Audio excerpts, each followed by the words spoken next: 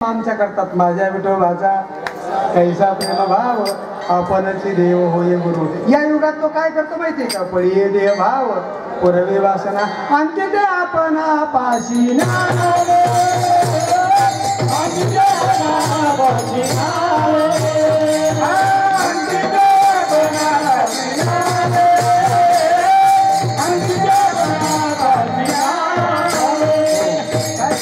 आत्ताच्या युगात आमच्या मनातल्या इच्छा पूर्ण करतो आणि शेवटच्या वेळेला तो आपल्या बरोबर आपल्या जवळ घेऊन जातो। अशा 3 युगाचं महात्म्य या ठिकाणी सांगितलेलं आहे। मग चला पुढे। महाराज भगवान परमात्मा भक्तांवरती प्रेम करतो। किती प्रेम करतो? किती प्रेम करतो? त्या प्रेमाला सीमा नाही बरं का। भक्त भगवंतावर किती प्रेम करतात? किती प्रेम करतात तो आपण देवावर? काल मी तुम्हाला सांगितलं थोडंसं, पण नीट लक्षात किती प्रेम करतात माहिती का खरे भक्त? देव जाओ अथवा देव जाओ अथवा देव जाओ अथवा देव जाओ अथवा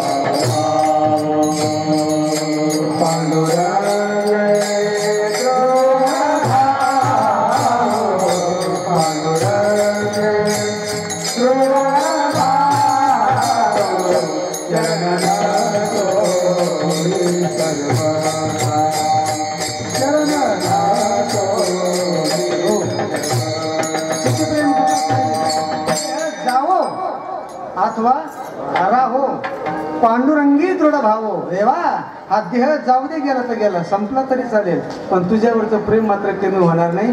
चरण न सोडी सर्वता आन तुझे पंढरीनाथा। देवा मी तुला सोडून बाजूला जाणार नाही, या देहाची राख झाली तरी चालेल, इतका भक्त भगवंतावर प्रेम करतो।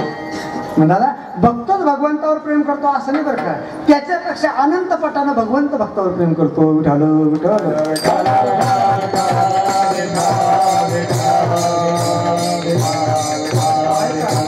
भक्ताचं प्रेम भगवंतावरती दिसतं आणि भगवंताचं प्रेम भक्तावर असतं, हा फरक। किती प्रेम करतो? सुख ठेवी आम्हासाठी दुःख आपणची घोटे। तो परमात्मा इतकं प्रेम करतो, इतका प्रेम करतो, सदैव तुमची आमची काळजी वाहतो।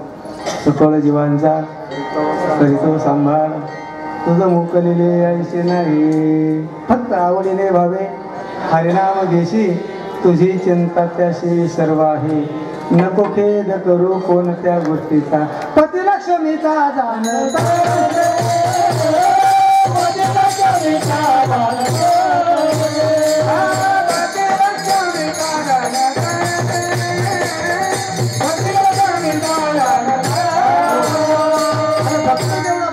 करता वेडा होतो, त्याही पेक्षा जास्त भगवंत भक्ता करता वेडा होतो। थोडासा मुद्दा सांगतो म्हणजे तुमच्या लक्षात येईल।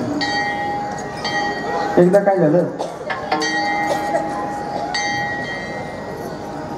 राधेला पहाटच्या वेळेला तिच्या सासूला उठवलं आणि त्या राधेला सांगितलं, राधे पटकन आंघोळ वगैरे करून घे आणि दह्याचं मंथन कर आणि दिवस उगायच्या अगोदर ताक आणि लोणी मथुरेमध्ये विकायला घेऊन जा। कारण त्या काळाचा सगळ्यात मोठा व्यवसाय कोणता असायचा? दह्या दुधाची विक्री, बरोबर। आणि आता सगळ्यात जास्त खर्च कुठं होतो? त्याच्यातच चाललं ना। हो, पूर्वी विकायच्या, आता घ्यावं लागतं। विठाल विठाल विठाल।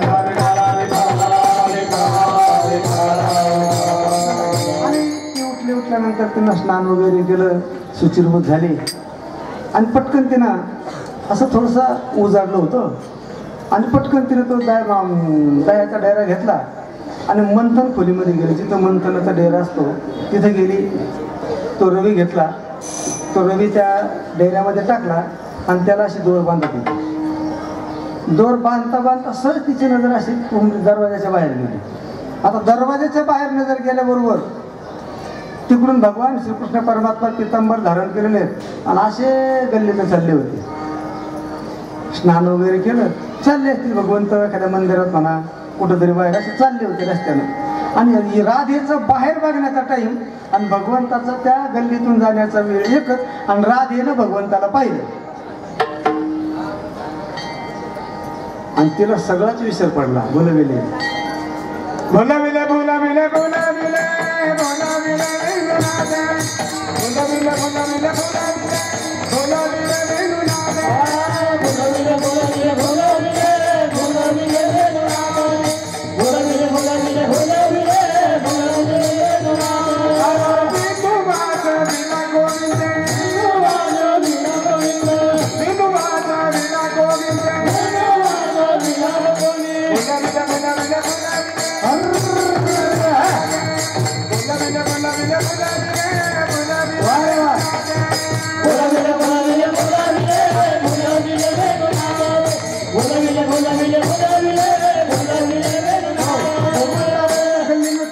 वेणू काढला, वेणूचा थोडासा आवाज काढला, बस राधेला सगळ्याच कामाचा विसर पडला. चिरे चोळया धुता विसरते, ऊर्ध्व लक्ष लागले श्रीकृष्ण मूर्ती.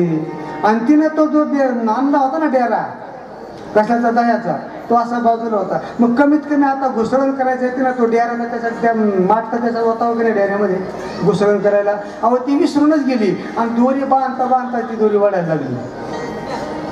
राधे हरीला पाहून, हरीला पाहून बोलली सीता, हरीला पाहून बोलली सीता, हरीला पाहून बोलली सीता, हरीला पाहून बोलली सीता, हरीला पाहून बोलली सीता, हरीला पाहून बोलली सीता, हरीला पाहून बोलली सीता, हरीला पाहून बोलली सीता. मंदिर गुसाळता रेता, मंदिर गुसाळता तेरा रेता, वारिया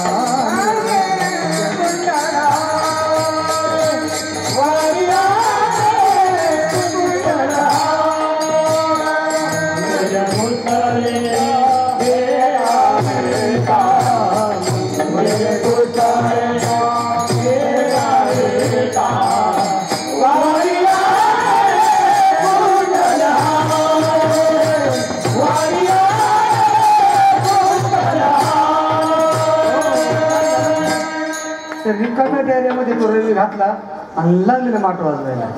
सासूच्या लक्षात आलं आतापर्यंत घुसळून करताना असा आवाजच येत नव्हता, असा विचित्र आवाज कसा काय आला. सासू पटकन आतल्या खोलीतून उठली, बाहेरच्या खोलीत आली आणि ते बघितल्यानंतर त्या ठिकाणी जे दह्याचा माठ होता तो एका बाजूला, रिकाम्या डेऱ्यामध्ये रवी घातला आणि ही घुसळत होती, बाहेर लक्ष होतं. हरीला पाहून भुलली चित्ता आणि मंदिरी घुसळते डेरा रिता, रिता म्हणजे रिकामा. हो विठ्ठल विठ्ठल विठ्ठल. सासूबाई आल्या आणि सासूबाई आल्याबरोबर राधेचा कान पडा, राधे राधी डचकली डचकली राधी कान पेळा, काय चाललंय. आणि मग राधेच्या लक्षात आलं, बघितलं, म्हटलं आत्या काय करू. बोलविले बोलविले बोलविले बोलविले वेणू नादे, मज भूल पडले कैशा परी. मलाच कळलं नाही मला कशी भूल पडली. त्या कानाला बघितलं आणि तिला विसर पडला. इतके भक्त देवा करता वेडे होतात. विठाल विठाल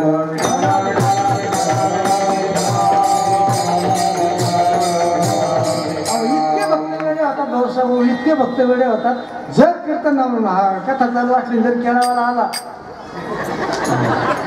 तर तो केळावाला तोंडा पुढे खेळ जातो तरी आम्हाला ध्यान राहत नाही.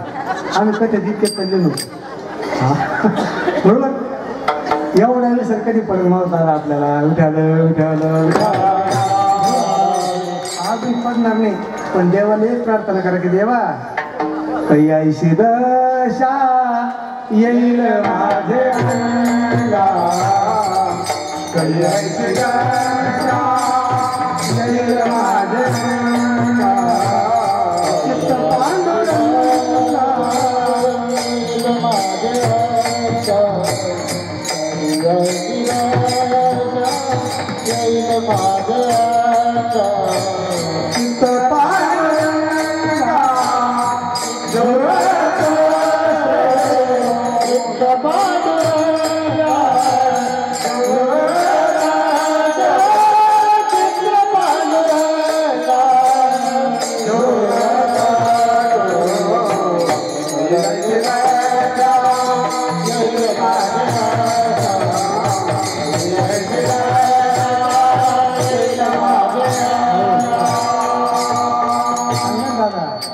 अशी अवस्था कधी होईल आपली? आम्ही काहीतरी काम करावं ना आम्हाला देवाची आठवण होऊन आम्हाला कामाचा विसर पडावा, अशी अवस्था कधी होईल आपली? आणि अशी अवस्थाच झाली पाहिजे तर देवाची कृपा होते. काही ऐशी दशा येईल माझे अंगा, चित्त पांडुरंगा झुरत असे. झुरत चित्त झुरत भक्ताचं. इतके भक्त वेळे होतात की त्यांना हरिले माझे हरिले चित्त भार वित्त विसरली. बोला आता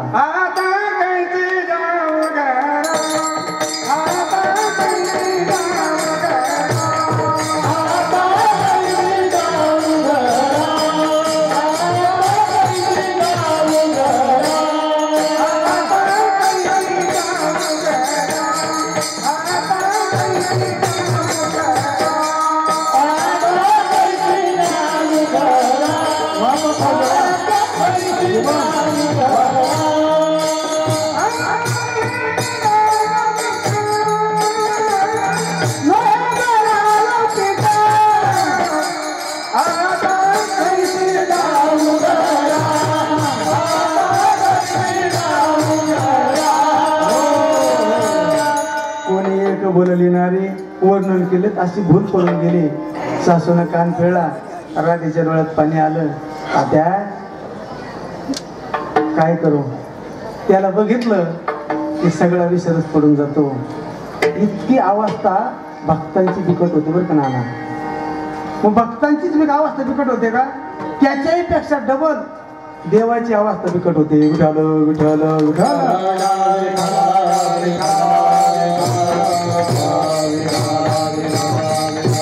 काय अवस्था होती देवाची? एकदा काय झालं, कोंबडा आरवला. तेव्हा कोंबडी होतीच म्हणून, पण तेव्हा तुऱ्याची कोंबडी होती बरोबर. आता पाहिले होते मी बरोबर. विठ्ठल विठ्ठल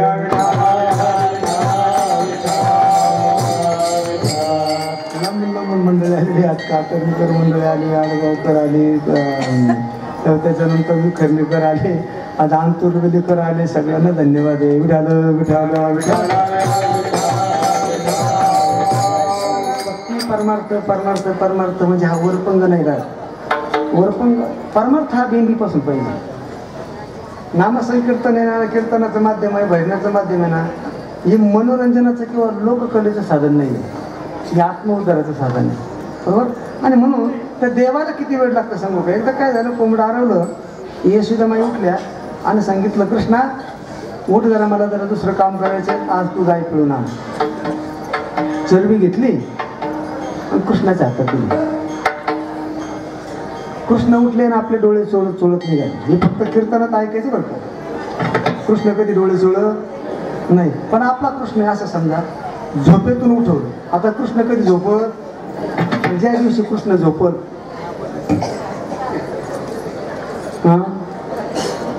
ज्या दिवशी कृष्ण झोपल त्या दिवशी आपल्यालाच उठवायला कोण राहणार नाही बरोबर.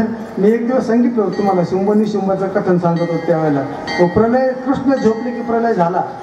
ज्या दिवशी कृष्ण झोपेल ना दादा, त्या दिवशी आपल्याला उठवायलाच कोणी राहणार नाही. उठालं उठालं. झोपणं आमच्या हातात आहे, पण उठणं आपल्या हातात आहे. खाणं आपल्या हातात आहे, पण करपट ढेकर आणायचे का चांगले ढेकर आणायचे त्याच्या हातात. ज्ञानात घ्या. चाले हे शरीर कोणाचे असते. चला पुढे. आणि कृष्णा जा बाबा, गाईचं दूध काढून. चरबी हातात दिली कृष्णाने, डोळे चोळले चोळले चोळले चरबी घेतली. आणि चरबी घेताना उमऱ्याच्या बाहेर पाऊल टाकला आणि तेवढ्यामध्ये काखेमध्ये कळशी, डोक्यावर घागर, आणि राधा रस्त्याने चालली. या भाऊच्या कृष्णाची नजर गेली राधेवर, आणि तिथं दोन गोठे होते घराच्या समोर. एका बाजूला गाईचा गोठा, दुसऱ्या बाजूला बैलाचा गोठा. आणि ही कळशी घेतली. आता हे उमऱ्याच्या बाहेर जांभळे निघाले. राधा दिसली आणि यशोद उडच हारली. आणि हारल्यामुळे झालं काय, हो, इकडच्या गोठ्यात घुसायचं तर बैलाच्या गोठ्यात घुसायचं. आणि बसले बाईला खाली, पाहतात राधेकडं, आणि बसले बाईला खाली. बराच टाइम झाला, कृष्ण येईना का म्हणून म्हणे आई बाहेर आली. आईने विचार केला, याला कशी मारलं. लात मारली तर तिकडं जाऊन झोपलं. बघायला आली गाईच्या गोठ्यात तर पत्ताच नाही. म्हटलं इकडं कुठं गेलं का फिरायला, पोरगडच ते गेलं का काय कुठं फिरायला. म्हणून जाता जाता जाऊ द्या, असं तेव्हा येईल जसा येईल तसा येईल, कुठं जाणार नाही हे माहिती होतं. पण जाता जाता सब नजर गेली तर भाऊबाईला खाली बसेल. यशोदा माता गेली आणि कृष्णाचा कान धरला. कृष्णा वरती बघितलं, अरे कुठे बसला, तुला करायचं काय, तुला गाय दूध काढायला लावलं, तू बाईला खाली बसला. कृष्णाने विचार केला, आता आपण फसलो राधीच्या नादाला लागून, राधीच्या नादाला लागून फसलो आपण. आता मग काहीतरी युक्ती केली पाहिजे. आई तुला काय पाहिजे, तुला पाहिजे काय, काय पाहिजे, जायचं घरात. बरोबर नाही ना, उठ इथून. उठ नाही दादा, बैलाचं दूध काढलं. बोला, राधेला पाहून बोलले हरी बैल जो येतो, राधेला पाहून बोलाले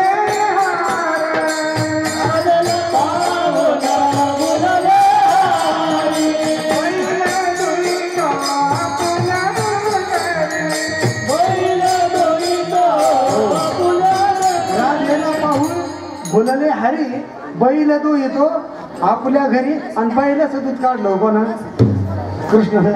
मग आता येतो किंवा कृष्ण म्हणजे आज आपण जाऊन घरी जाऊ पाहू बरं काढून, जा बरं बैला खाली. एकच लात मारील भाऊ, 32 तोडून जातील. त्या भानगडीत आपण पडायचं नाही का, कारण त्याच्या शक्ती पुढे आपली शक्ती कशी आहे. नवल केवळे केवळे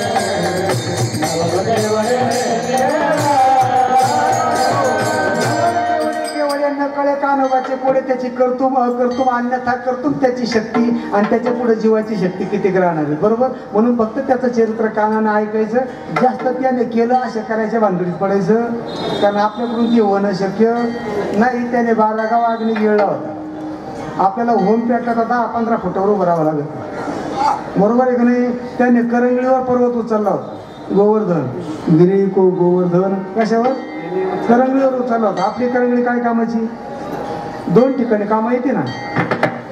लईच बसून बसून कंटाळा आला तर बाबा सुट्टी काढायला. बरोबर. आणि लईच कानाला चूळ भरून आले, लईच नाक गज झालं तर कानानं नाक कोरायला विठाल विठाल विठाल. भगवान परमात्मा सुद्धा आपल्या भक्त करता इतका आतुर होतो, भक्तांपेक्षा जास्त परमात्मा भक्तांकरता आतुर होतो. चला पुढे. आता भक्त तरी भगवंताजवळ गेले तर आपल्या मनातल्या इच्छेप्रमाणेच भक्ती करतात. बरोबर. पण भगवान परमात्मा त्याच्या पलीकडची भक्ती करतात. मुद्दा सांगतो, देवाच्या दारामध्ये मिळतो, देवाच्या मंदिरात मिळतो, त्याचं नाव काय, काय त्याचं नाव, प्रसाद. बरोबर. मग देवाच्या मंदिरात मिळतो त्याचं नाव आहे प्रसाद. पण यदा कदाचित एखाद्या माणसानं तिथं प्रसाद ठेवला, समजा आमच्या मामानं तिथं प्रसाद ठेवलेला आहे 2 दिवसापूर्वी, आणि 2 दिवसापासून आपण मंदिरात गेलोच नाही, त्यांनी ठेवलेल्या प्रसादाला मुंग्या लागल्या. बरोबर. किंवा त्यांनी दुसरा एखाद्या वेळेला असा नैवेद्य ठेवलेला असेल, पोळी वगैरे, आणि त्या नैवेद्य पोळी जर ठेवल्या 2 दिवस झाल्यामुळे तिचे काय झाली, ती सुकली आणि तिला थोडंसं वरून बारीक बारीक गोरा आला, आणि पेढ्याच्या प्रसादाला मुंग्या लागल्या. आणि मग तुम्ही किंवा मी भक्त तिथं भगवंताच्या दरबारात दर्शनाला गेलो, आणि मग असं वाटलं आपण प्रसाद खावा.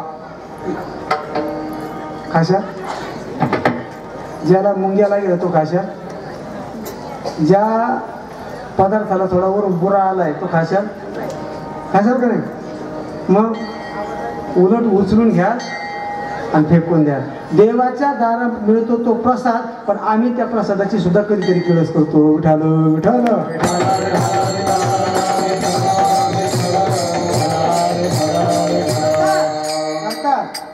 तो नैवेद्य जर जुना झाला, कालचा झाला, शिळा झाला, तर आम्ही तो प्रसाद खात नाही, तो आम्ही पाण्यात सोडून देतो. का नाही सोडत. आता उद्या घट उठल्यावर त्या बघा तुम्ही ते आता काय काय असं ते कुठं जाईल सगळं पाण्यात जाईल का नाही. पहिल्या दिवसापासून जे जे देवीला नैवेद्य दाखवलं असं खा बरं उद्या. नको नको नको नको नको दवाखान्यात जावं लागेल. काय दवाखान्यात जायचं देवापुढचा प्रसाद खाल्ल्यावर. बरोबर. मला मुद्दा हा सांगायचा आहे, देवापुढचा प्रसाद खाण्याकरता सुद्धा यदा कदाचित आम्ही किळस करू. पण सांगू माझे तुकोबरे म्हणतात, अरे आपल्याला देवाजवळचा प्रसाद खायला जरी कदाचित किळसवाणी वाटत असलं ना, पण माझा परमात्मा त्या भक्तांचं उष्ट सुद्धा खातो पहिल्या चरणात. पाहते गोवळे पाहते गोवळे पाहते गोवळे पाहते गोवळे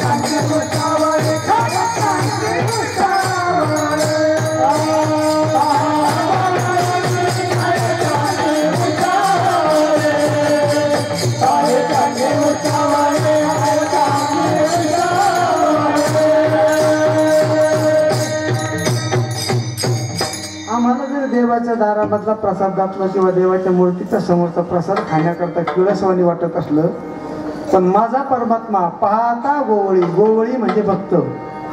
आता गो या शब्दाचे तीन अर्थ होतात.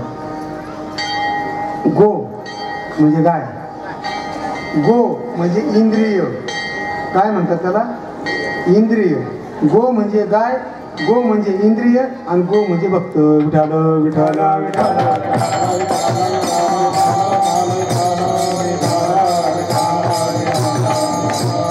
ज्याने इंद्रियावरती विजय मिळवला तो गोपाल, ज्याने गायीचं रक्षण केलं तो गोपाल, आणि जो भक्तांच्या मेळ्यात राहतो तो गोपाल. विठाल विठाल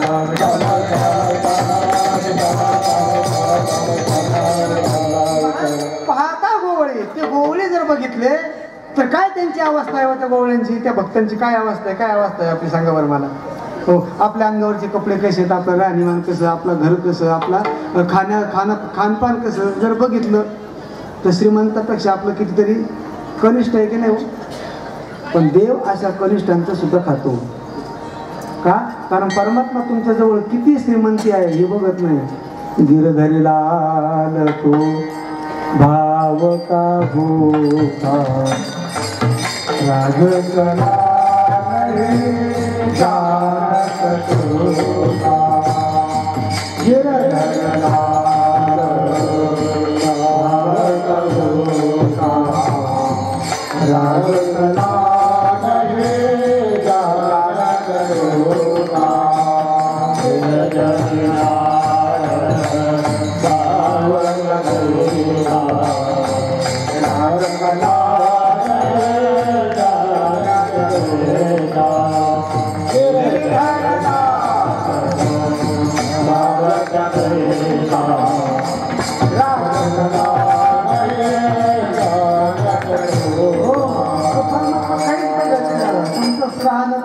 बाह्य रंगाला देव भुलल, बाह्य रंगाला जग भुलेल, जग भुलल बाह्य रंगाला, पण देव बाह्य रंगाला भुलत नाही.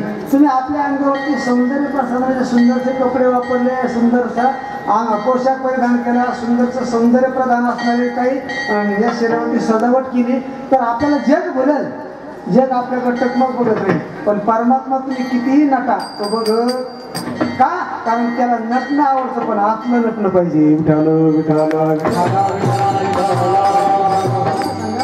माणूस बाहेरून सुंदर पाहिजे का आतून, आणि माणसं सुंदर कुठे बाहेरून सुंदर, आणि बाहेरून सुंदर असणारे माणसं एक दिवस त्यांचा नाश होतो, त्यांचा वास येतो.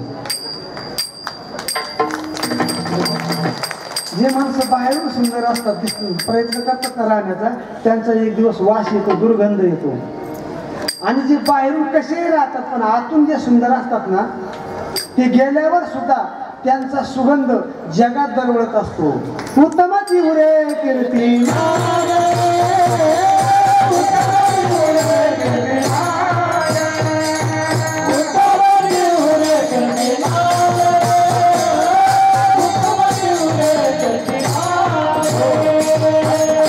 सुंदर होते ना, आतून जे नटले ना की जगातून गेले, पण आजही त्यांच्या नावाचा सुगंध, कीर्तीचा सुगंध आमच्या नाकात दरवळतोय.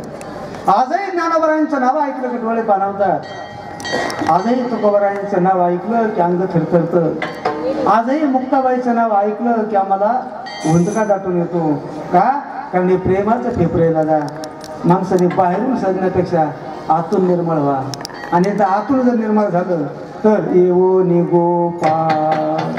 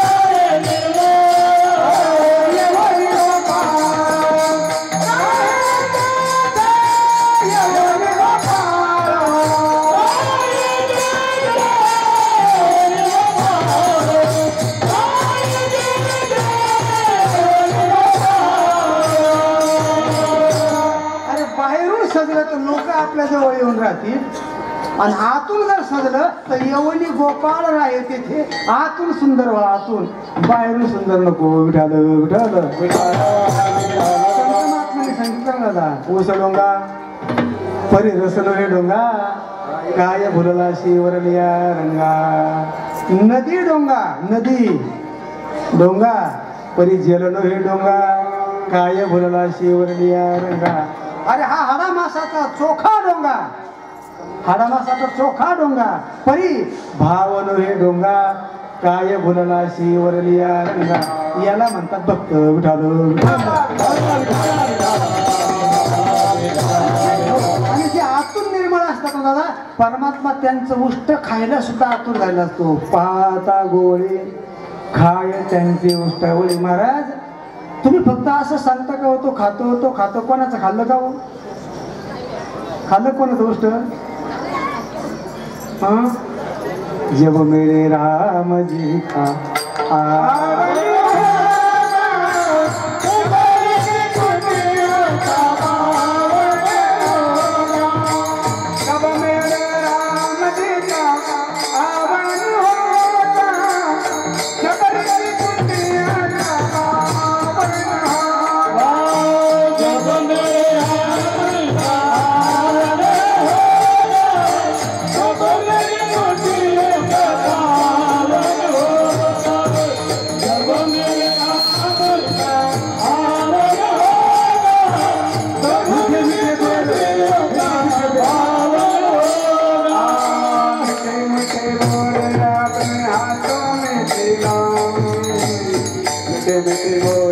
तुझे केला हरी बोल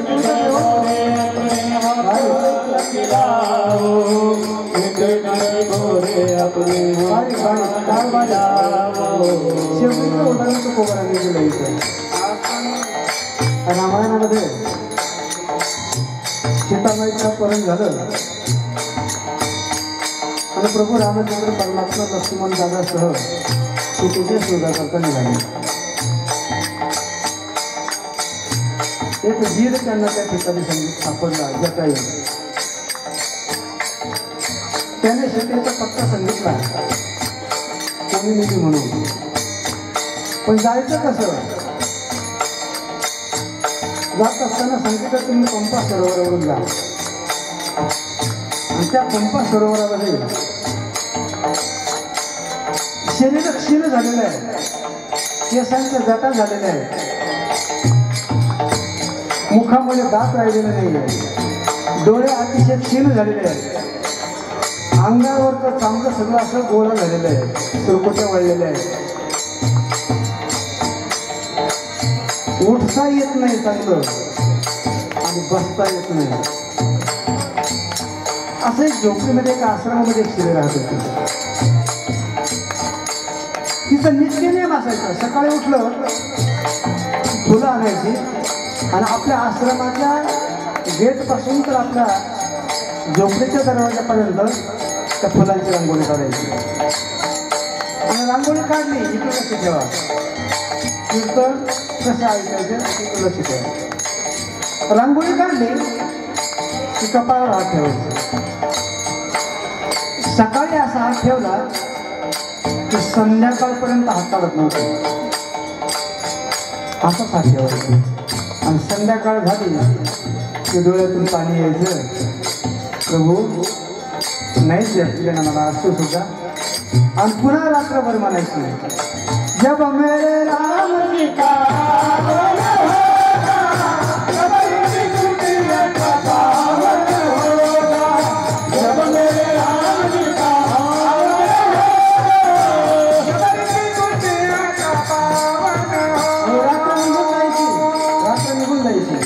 पुन्हा दिवस उगवायचा, पुन्हा फुलं आणायची, रांगोळी काढायची आणि हात ठेवायचा.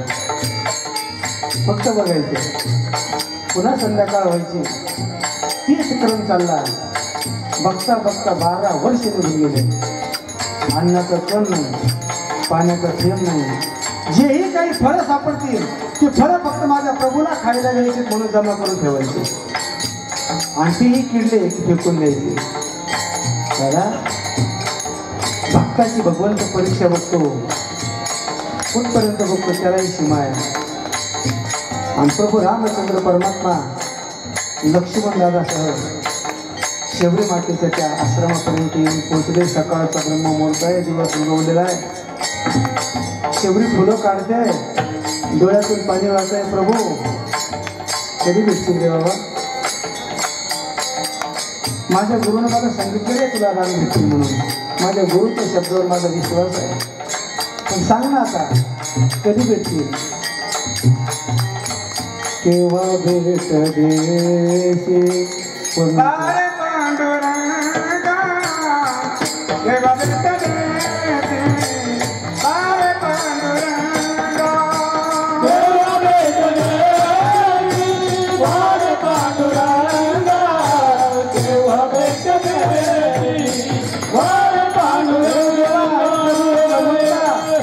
कधी भेट देशील तुला?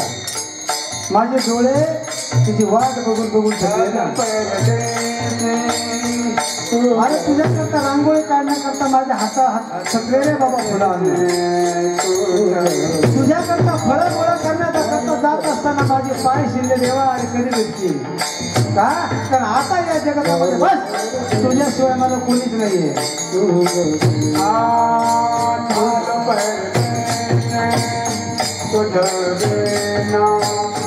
झालं परत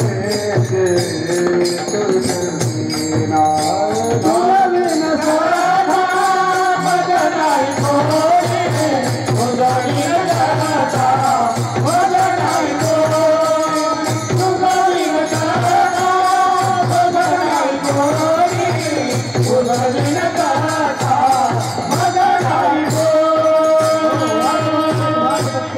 बघते